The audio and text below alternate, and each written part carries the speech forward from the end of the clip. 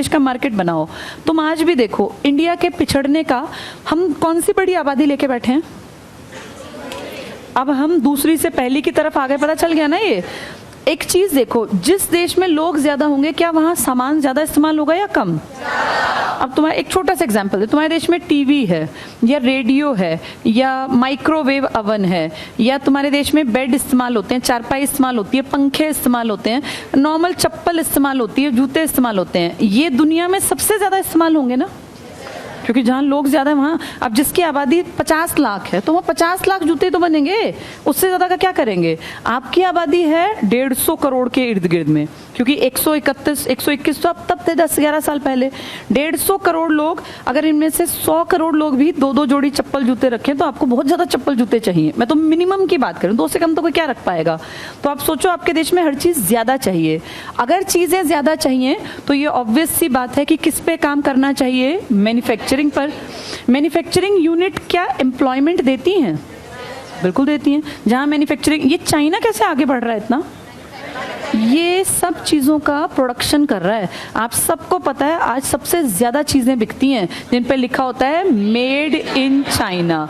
ये चाइना दिन रात जो आगे बढ़ रहा है ना, इसने अपने इंफ्रास्ट्रक्चर में इतना ज़्यादा डेवलपमेंट कर लिया, इसने कनेक्टिविटी बना रखी है अपने पूरे देश में, और इसने हर आदमी को काम पे लगा रखा है। जैसे हम लोगों के यहाँ आबादी बहुत बड़ी है, आबादी को नेगेटिव ना देख के अगर हम हर आदमी पे काम करके और उसे ह्यूमन रिसोर्स बना दें। ह्यूमन रिसोर्स बनाने के लिए 2 चीज़ों पे पैसा इन्वेस्ट करना पड़ता है, एक तो एजुकेशन पर और एक हेल्थ पर। क्योंकि अगर कोई आदमी एजुकेटेड है और हेल्दी है तो वो काम करेगा ना। कोई अनपढ़ और शरीर से खराब है तो वो रोज अस्पतालों की लाइन में खड़ा होगा, पढ़ा लिखा नहीं है तो कैसे आगे बढ़ेगा? ये 2 बेसिक चीजें हैं किसी भी देश के लोगों को आगे बढ़ाने के लिए। एक तो वहाँ शिक्षा बहुत अच्छी हो और दूसरा वहाँ स्वास्थ्य अच्छा हो, क्योंकि स्वास्थ्य पैसा खा जाता है। अगर आदमी सब जवान लोग अगर बीमार रहेंगे तो देश में कमाई कौन करेगा? इन दोनों पे पैसा लगा के और लगातार किस चीज को आगे बढ़ाते रहें? मैन्युफैक्चरिंग।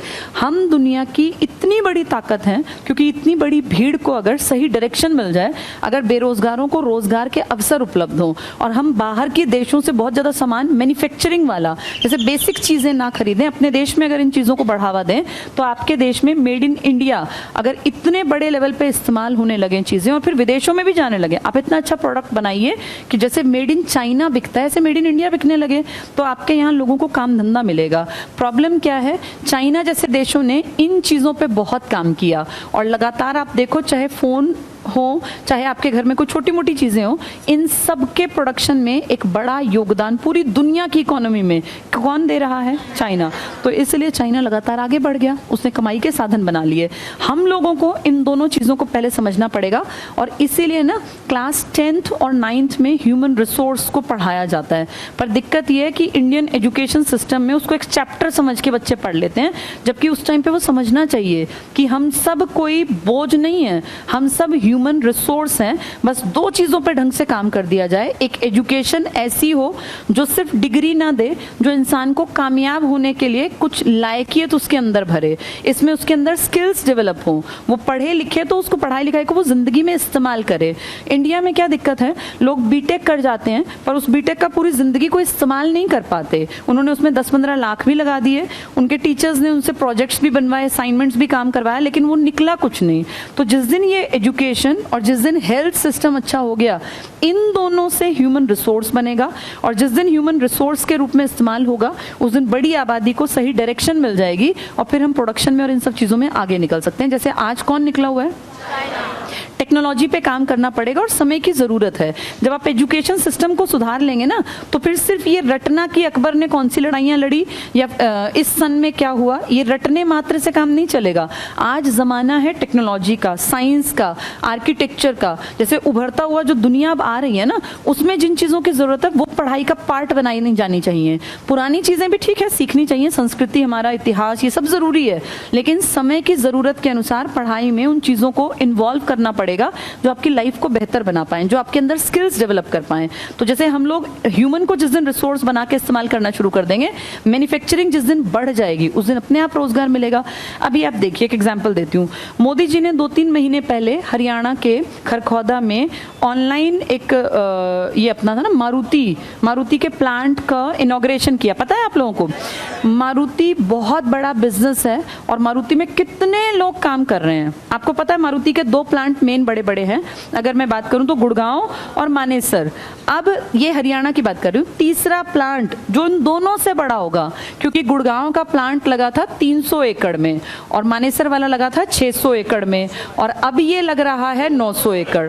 तो आप खुद सोचो, 900 एकड़ के प्लांट में जब पूरा वो काम शुरू हो जाएगा, कितने सारे वहां सिक्योरिटी गार्ड, कितने सारे मैनेजर, जनरल मैनेजर, पता नहीं कितने लोग, कितने काम करने वाले लोग। तो एक इतने बड़ी जगह पे जब ये सब डेवलप होगा तो क्या यहाँ पे एम्प्लॉयमेंट के अवसर निकल के आएंगे? बड़े लेवल पे रोजगार नहीं डेवलप होगा, और जहां बड़े लेवल पे रोजगार होगा वहां लोग बस जाएंगे, और जहां लोग बस जाएंगे वहां दुकान भी खुलेंगी, वहां अस्पताल भी खुलेंगे, वहां पूरा शहर डेवलप होगा, वहां स्कूल बनेंगे, वहां आवाजाही होगी, वहां रिक्शा भी चलेंगी, वहां पूरा मार्केट डेवलप होगा। तो आप खुद सोचो, एक छोटी सी चीज अगर सही दिशा में काम करे तो एम्प्लॉयमेंट का अवसर बढ़ते बढ़ते बढ़ते पूरा आने वाले 5-10 सालों में तुम देखोगे इसकी तस्वीर बदल जाएगी। यहाँ की जमीनों की कीमतें बढ़ जाएंगी, यहाँ किराए का काम बहुत बढ़ जाएगा, यहाँ हर आदमी के लायक काम होगा, यहाँ चाय बेचने वाले को भी बिजनेस बढ़िया चल पड़ेगा और बड़े लेवल पे काम करने वालों का भी, क्योंकि जहाँ एम्प्लॉयमेंट होगा वहीं तो लोग आके बस जाएंगे ना, तो पूरा शहर डेवलप हो जाएगा। ऐसे ही बड़े बड़े प्रोजेक्ट जगह जगह जब लॉन्च किए जाएंगे तो अपने आप लोगों को काम मिल जाएगा, एम्प्लॉयमेंट क्रिएट की जाएगी।